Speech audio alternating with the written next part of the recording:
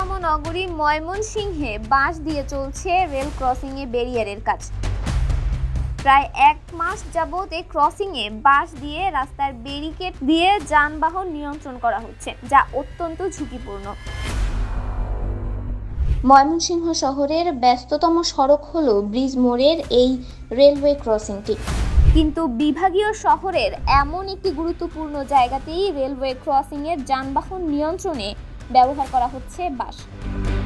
এর আগে লোহার থাকলেও বেশ কিছুদিন আগে একটি দুর্ঘটনায় এই ক্রসিংটির বারটি ভেঙে যায়। এরপর এটি সংস্কারের প্রয়োজন মনে করেনি কর্তৃপক্ষ।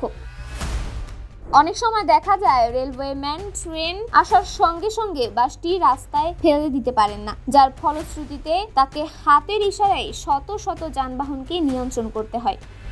অধিকাংশ সময়ই চলাফেরা করার সময় এসব হাতের ইশারা দেখতে না পেয়ে রেলওয়ে ট্র্যাকের ওপর দিয়ে যানবাহন তুলে ফেলেন, যার কারণে দুর্ঘটনার মুখোমুখি হতে হয়। আর এমন অব্যবস্থাপনার ফলে দীর্ঘ যানজটের সৃষ্টি হয়।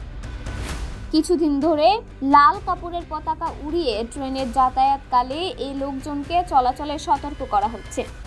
গুরুত্বপূর্ণ এই সড়ক দিয়ে প্রতিদিন শত শত ট্রাক, বাস, অটোরিকশা, ভ্যান সহ অসংখ্য যানবাহন চলাচল করে।